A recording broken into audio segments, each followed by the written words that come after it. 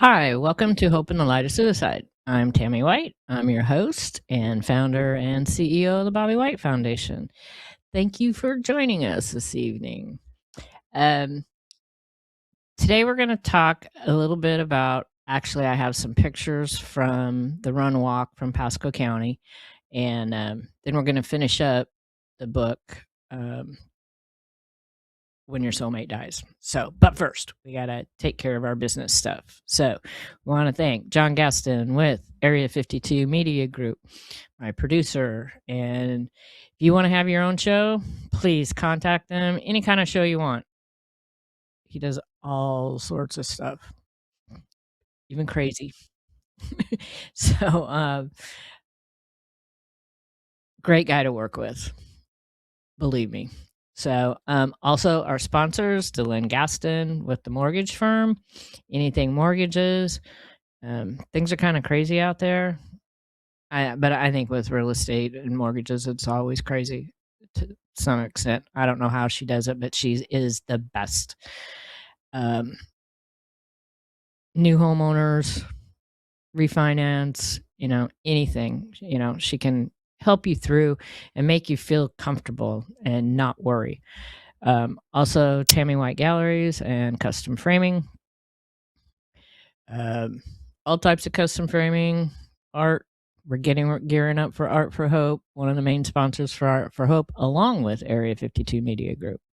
So we want to thank all of those and us. So we just finished this week, had our support group for Spring Hill. So next week is our upcoming support group for Newport Richey, which is on where are we at? Am I in the right month? 21st. Yep. May 21st at the Oasis Coffee Spot in the bookstore, 6:30. So the next one in Spring Hill will be June 10th, second Wednesday of the month. Again, at the NAMI office, 6:30. You don't have to call ahead, make reservations, RSVP. Just show up, because I know that sometimes you might be planning to show up and you're really, you're ready to do it, and then the time comes and you just can't, and that's okay. You got to take care of yourself, and sometimes that's self-care.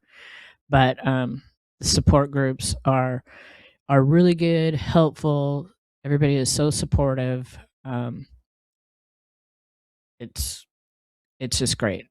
We had a great meeting this week in Spring Hill. Had new people, had our regulars, and everybody just helps each other.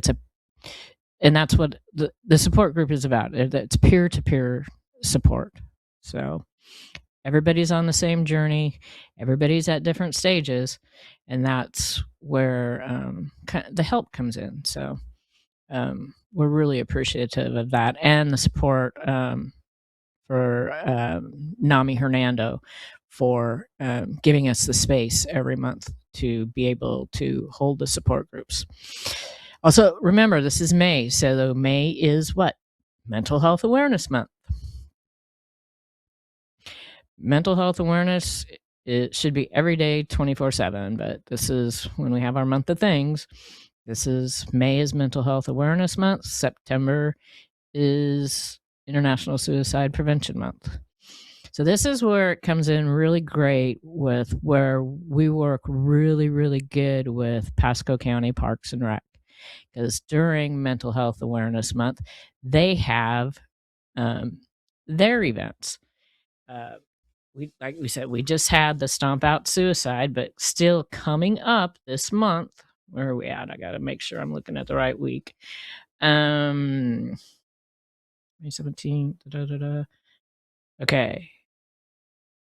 One I'm going to on the 20th, the Sasquatch Trail reopening at Starkey Park.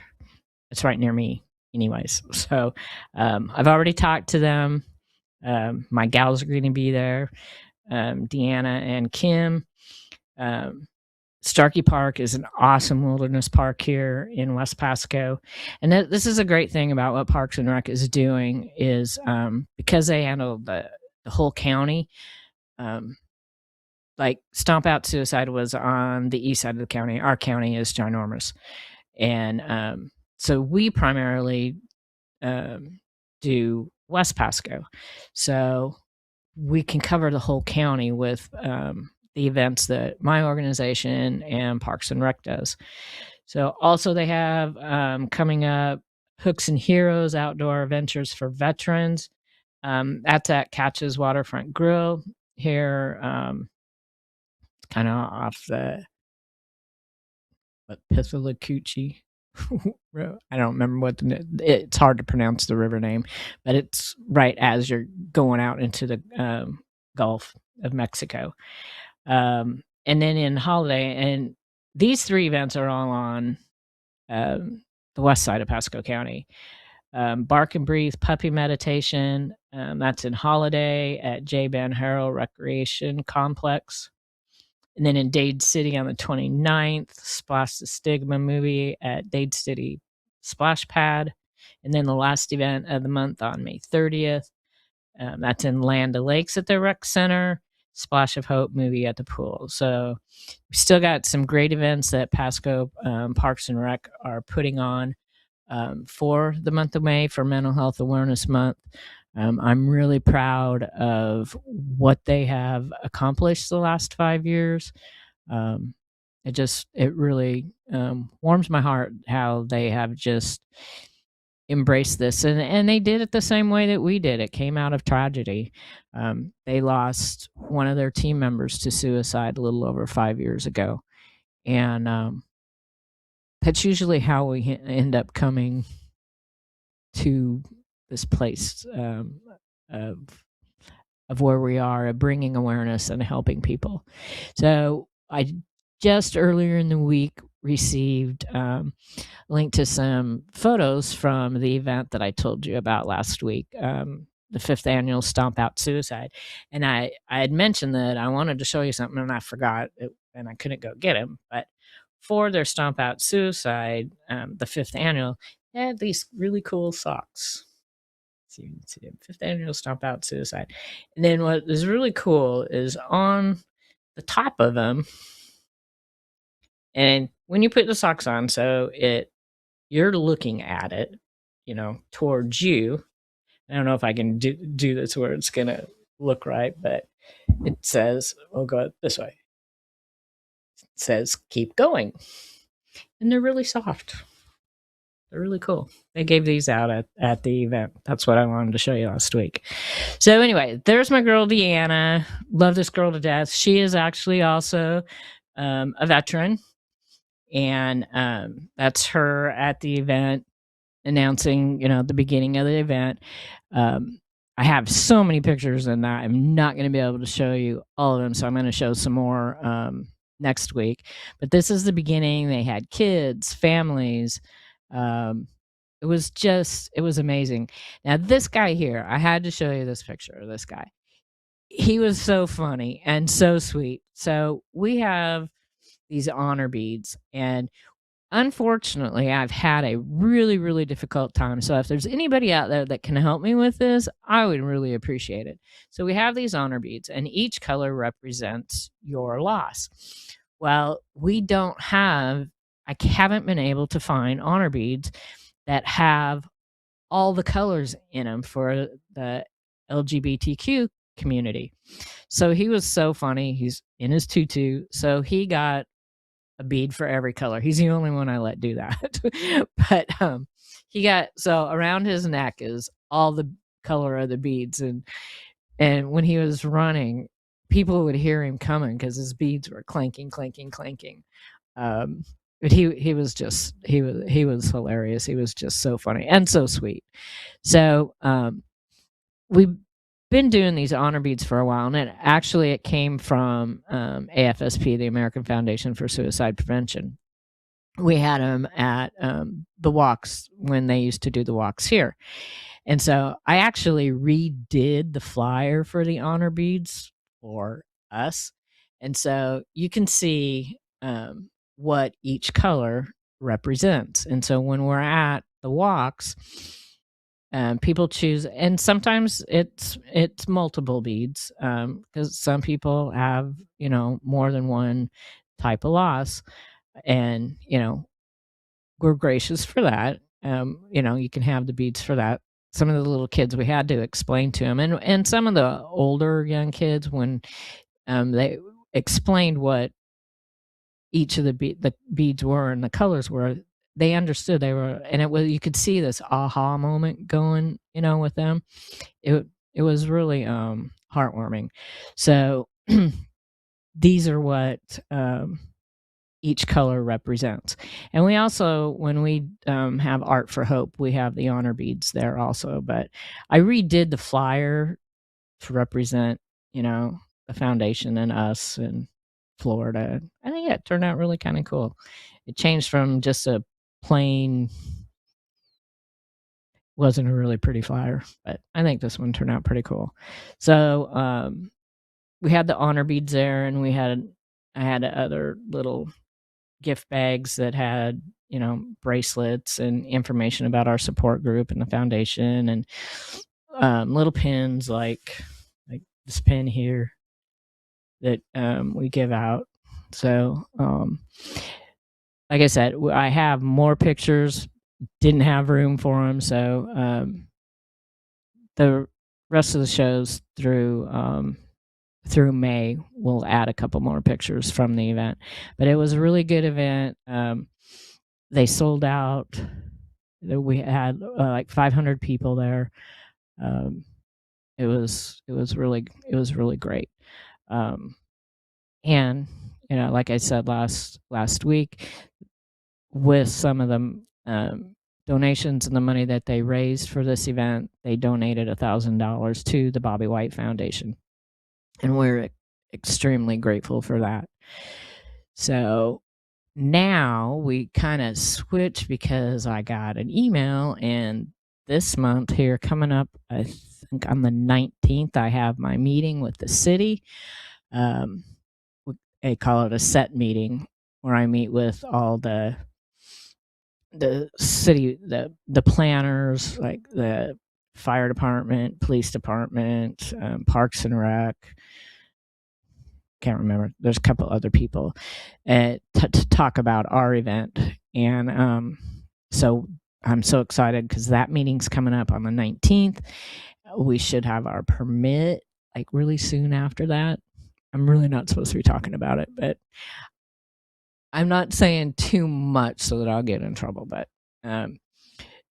the great thing this year is that we'll be able to start as soon as we get the permit, which hopefully will be by the end of the month, that we'll be able to start really promoting and pushing out our walk for November. So we'll get like 4 additional months to promote it. Last year we got 2 months. So we're super excited about that. And that will be on the west side of Pasco County. So super excited. Yeah, there's just a lot going on. So, and also we're beginning to promote Art for Hope. I don't have a picture of the flyer, but I've shown it. If you go to our Art for Hope Facebook page and follow us there, we're going to be putting more and more stuff on there. And if you want to sponsor, contact me at the foundation.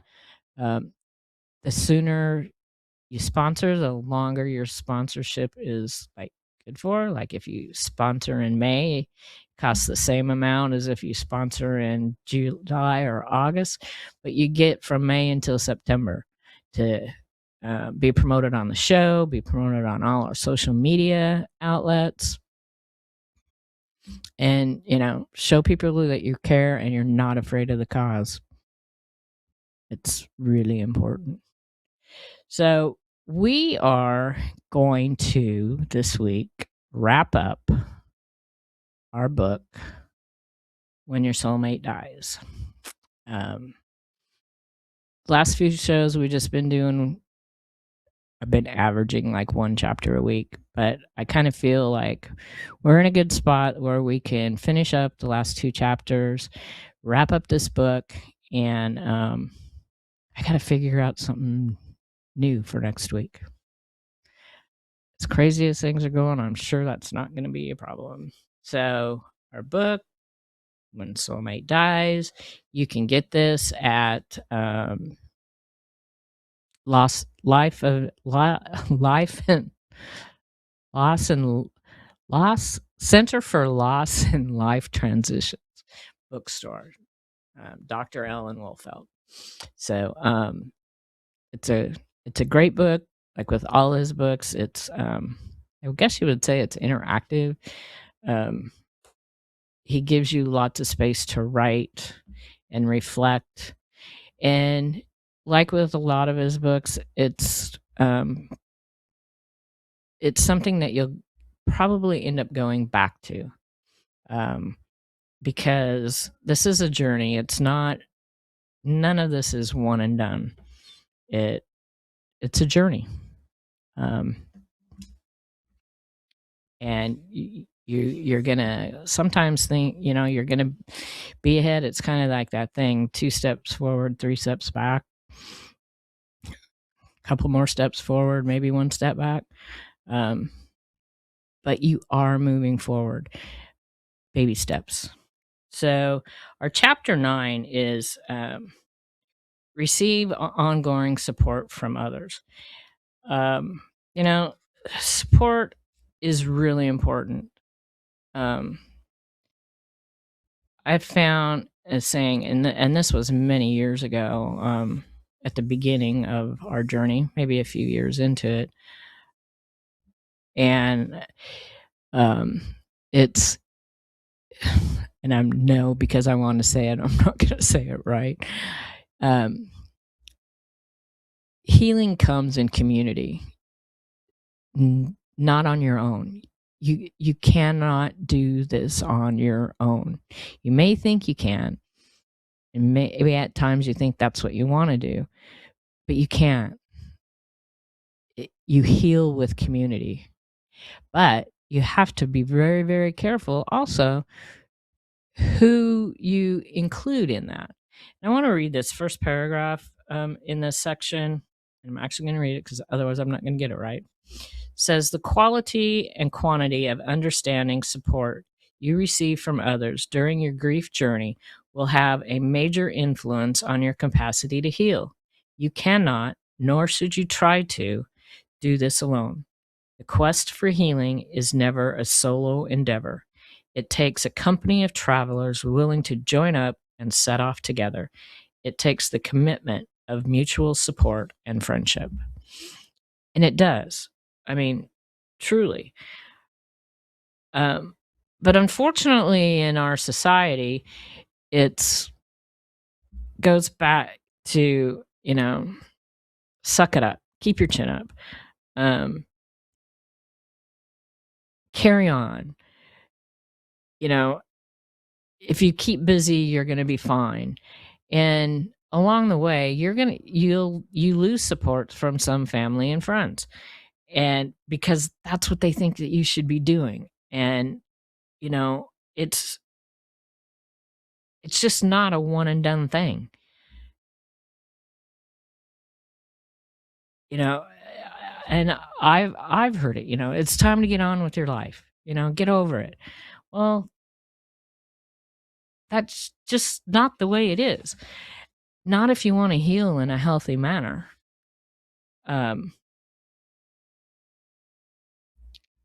People have to understand, the people that help you, truly help you, understand what the depth of this death, what it has done to you. And they have to understand that in order to heal, you must be allowed to mourn and grieve. It's essential.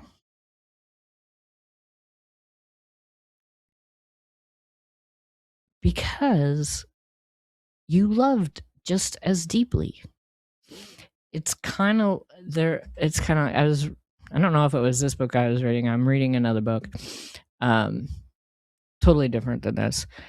And it's kind of like the yin and yang. I mean, you can't have light without dark. You can't have joy without sadness. I know, it was the other book that I was reading. And one of the examples that they used is that a blind person only knows darkness. They don't know the light. They don't know what that is. But in our world, there's always there's one side and then there's the other side.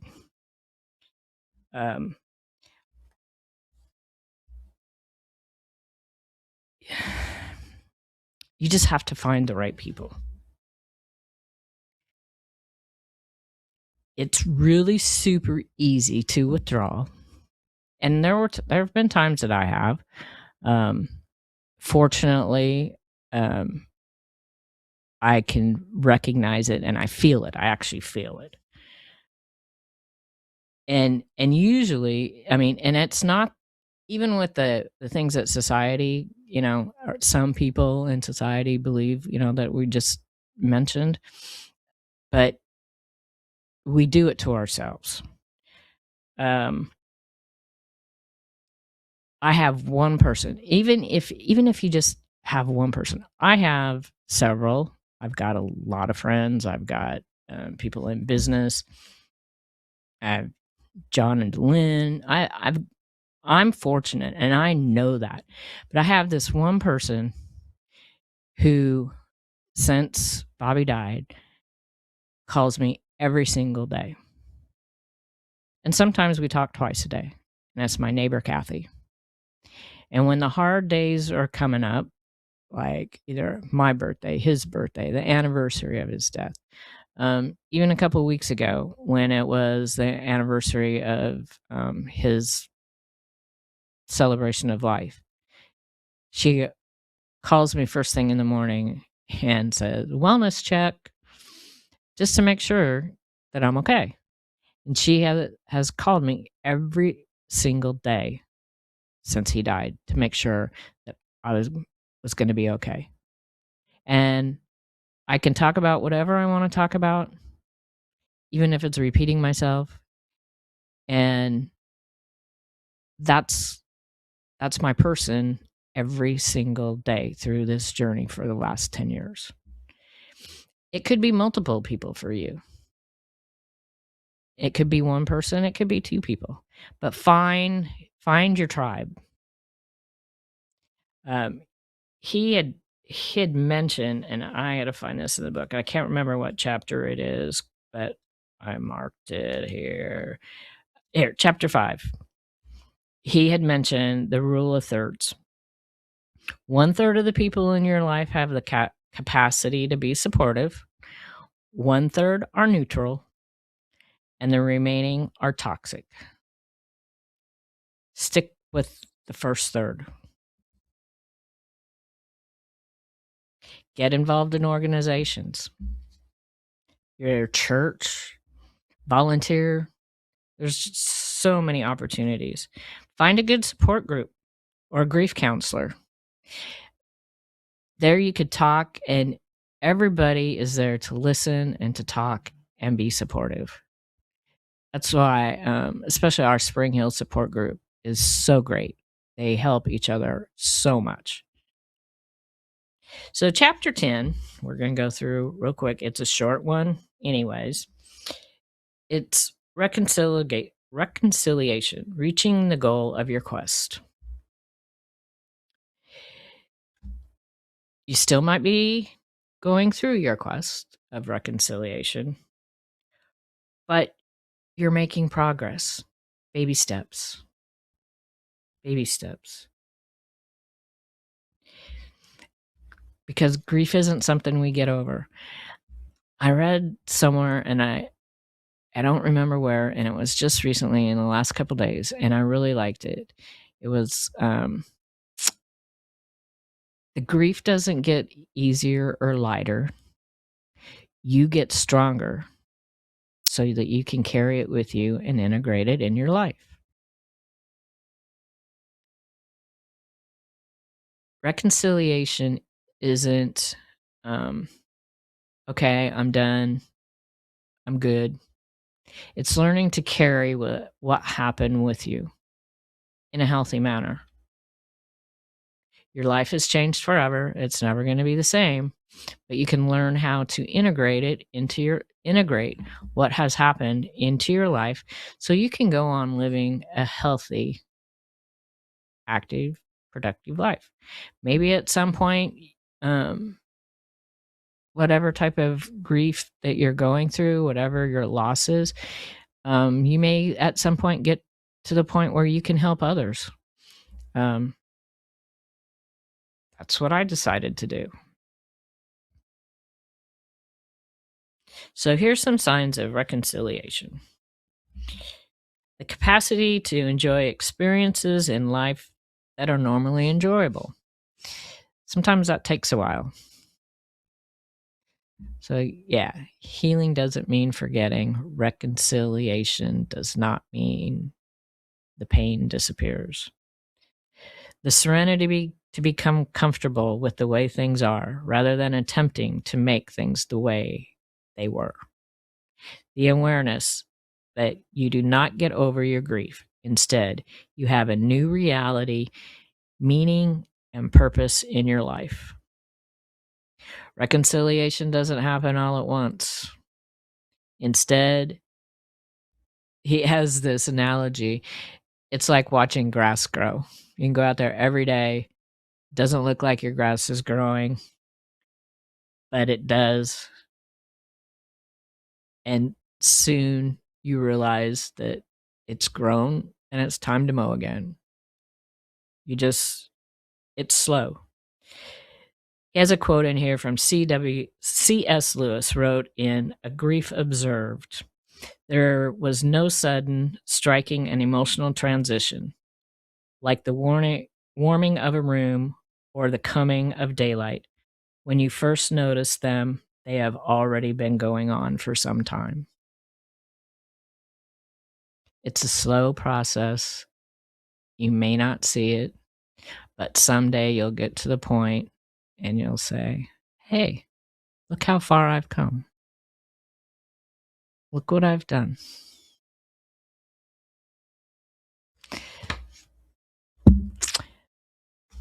Please memorize these numbers. The easy one, 988. You can be the one to help someone. It just takes one time. Because remember, there is always hope. Thanks for joining us this evening.